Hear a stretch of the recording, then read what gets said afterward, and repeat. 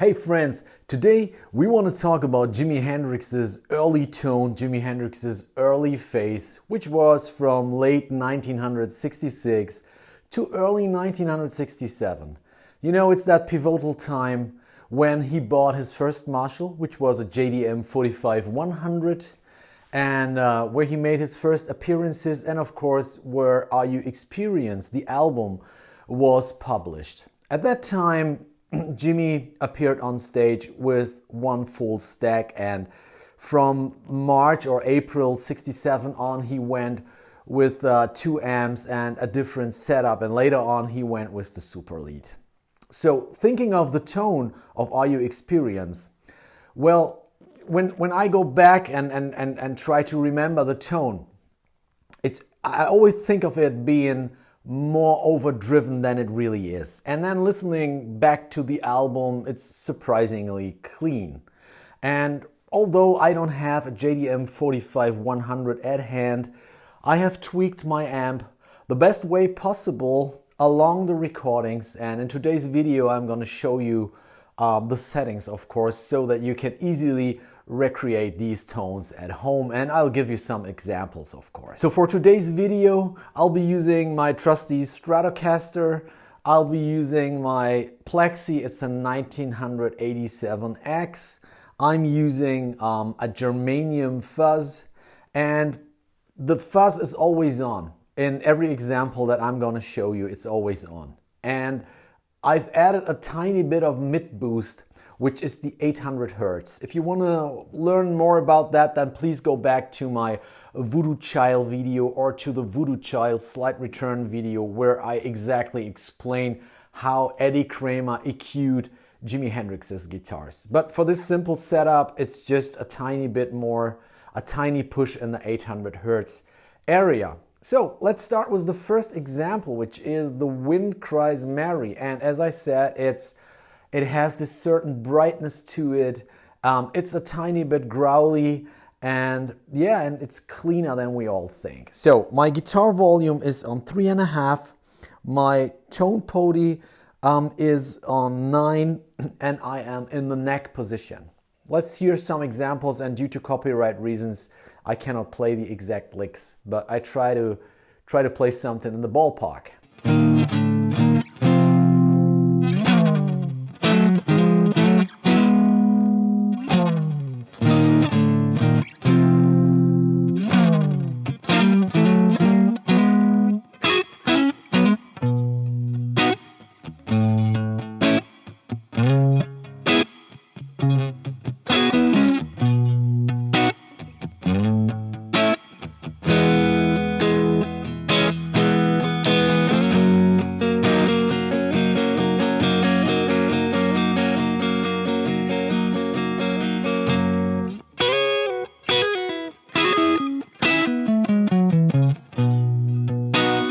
Alright, I think we are pretty close. I don't know what you think, but yeah, it definitely here in the room, the tone in the room feels pretty cool. And yeah, for the speaker, I've exchanged the speaker in my 2x12 cap, and we are miking a Celestion Greenback 25. And I think that speaker fits that era pretty well, almost perfectly.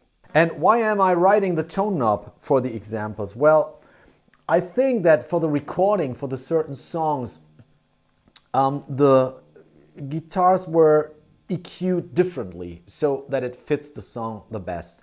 But to keep things easy for you guys at home, I didn't want to come up with countless different EQ settings for the different songs. So while testing for the video, I found that writing the tone knob is a pretty good alternative. And of course, your instrument, your tone, and your pickups react differently, and you really have to find out. But the thing is, try to play with the tone knob, because there's lots of the magic that we hear, especially on the first Jimi recording.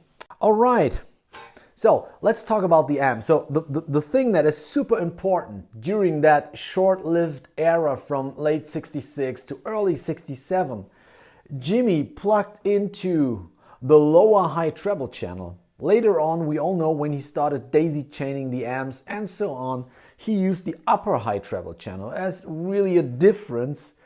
So I am in the lower high treble channel. So the amp setting, presence is on 2, bass is on 4. Thinking of a JDM 45-100, we always think it's a pretty warm amp and it's a pretty bass heavy amp. And I have played the Marshall Super 100 Jimi Hendrix reissue that they came out with, I don't know, 10-15 years ago maybe. And yeah, it's bass heavy. But bass on 4 seems to be pretty perfect. Just go back to the recording. It's not super bass heavy, to be honest. And middle is dimed. And the high treble, here's a difference to the amp setting that I have recently discovered on the Woodstock videos. This is different in the early area. It's not on 9 or it's definitely not dimed, okay? So it's on 6 here. And in conjunction with the lower high treble input, it gives us the exact amount of overdrive that we hear on Are You Experience and also on some of the live recordings, as long as they were recorded in a good way, in a good manner. All right, let's go to the Foxy intro. So Foxey Lady is the only song where we hear kind of a farted out fuzz. And in the intro, the feedback, that's pure volume. It has nothing to do with more overdrive, okay? It's just pure volume. Jimmy was standing in front of the cab and it was pretty loud, and that is how we hear, how he get that sound. So for the intro, I'm turning my guitar's volume on 10. I reduce the tone to 5.5, and I'm in the bridge position. And that is, you know, that's the farted out fuzz sound that we hear for, I don't know, 1 or 2 bars only, and then he goes to the verse.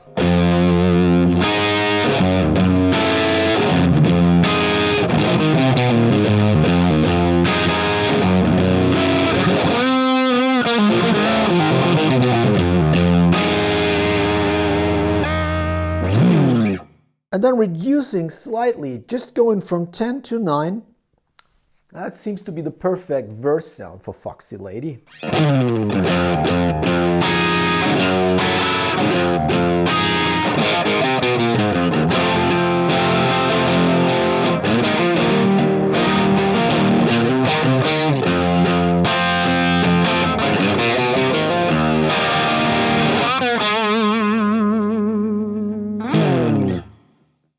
And for the solo, 9.5. So this means for the solo we don't hear the exploding fuzz sound. All right. So in talking about the fuzz, I'm using a Germanium fuzz, and it works perfectly with the volume dimed, and the fuzz itself, the overdrive, is around 11 o'clock. There must appear a picture here right now so that you can see the setting. It's definitely not a dimed fuzz. It's just boosting the natural tone of the amp in some way. So for the solo, 9.5, we are staying in the bridge position.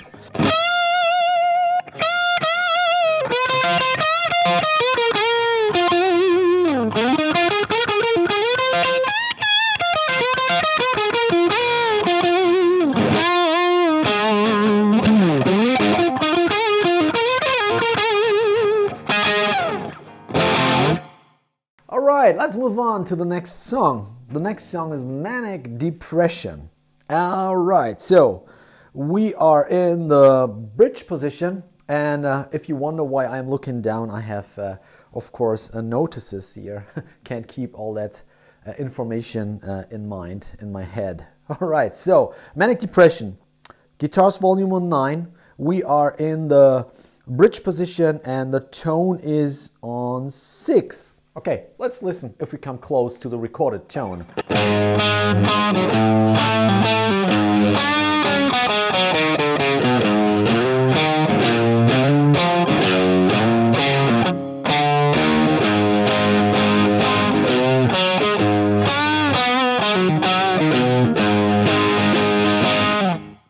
And as I mentioned already, it's definitely surprisingly clean if you go back and listen to the recording. It's definitely not much more overdrive than you just heard.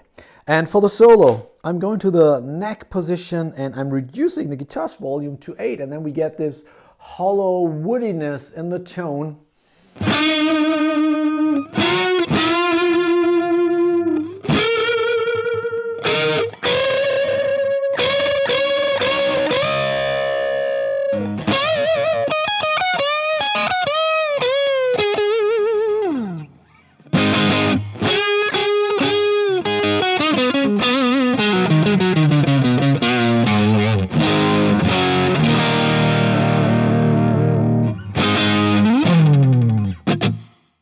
Alright, that was the solo tone. I don't know, maybe Jimmy switched to the neck after the first few bars in the solo and increased here to 9.5. Let's try.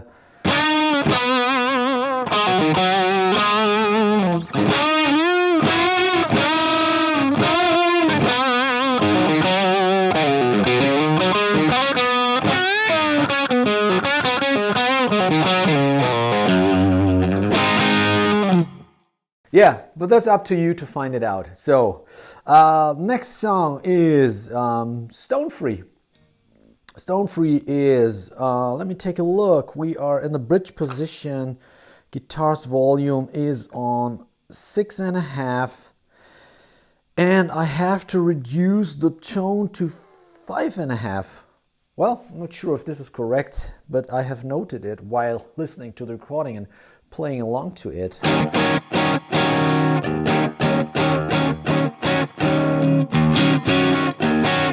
Yeah, I wasn't sure if Jimmy was using the neck or the bridge pickup for that. And then looking at the live material, for example, from German Beat Club and other live recordings, television appearances in that short era,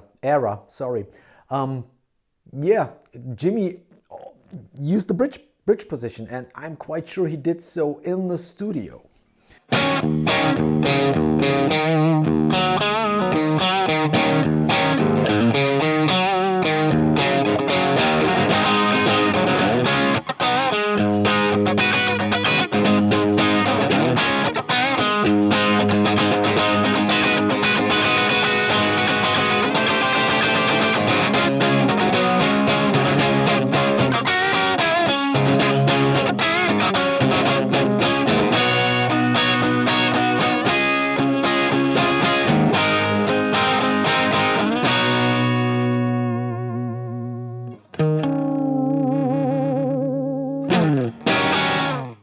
And for the solo, guitar's volume on 10, tone stays on 5.5, and we stay in the bridge position.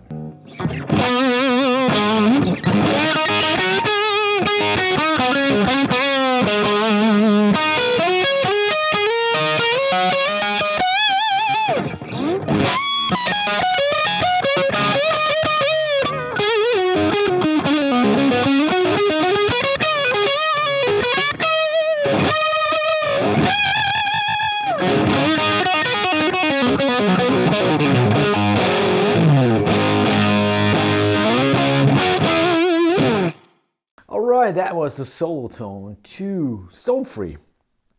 And I mean, I think some couple days ago, was it on YouTube, a comment below one of my videos, under one of my videos, or somebody wrote me on Instagram, and he was asking me if Jimmy was creating different overdrive tones just by writing the guitar's volume. And I think this video is the answer again. Yes, he did.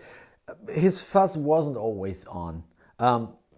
Especially in the later phase, he was experimenting. Take a look at Woodstock. His fuzz was off for Message to Love or for Spanish Castle Magic, and he just turned it on for the solos. But I think in the early phase, it was on pretty much all the time, because his Arbiter Germanium fuzz and maybe the first version of his Roger Mayer fuzz didn't have that much overdrive, and it complemented the amp's tone pretty well. So yes, fuzz is always on, and yeah, to answer that question again, yes, he wrote the guitar's volume to create all these different facets of overdrive tones. So I have one more example, Hey Joe. And it's astounding listening to Hey Joe. It almost sounds like an acoustic guitar and absolutely no overdrive there in the intro or in the verse. So guitar's volume, we turn it down to 2. We are in the neck position.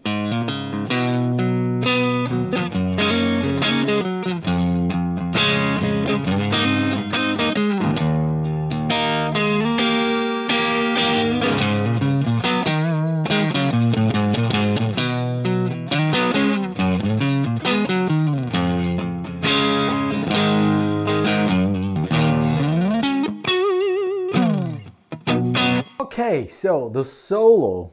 For the solo, what we do is we stay in the neck position. We increase the guitar volume from 2 to 5, and I am decreasing the tone, which was on 9. I'm decreasing it here to 5.5.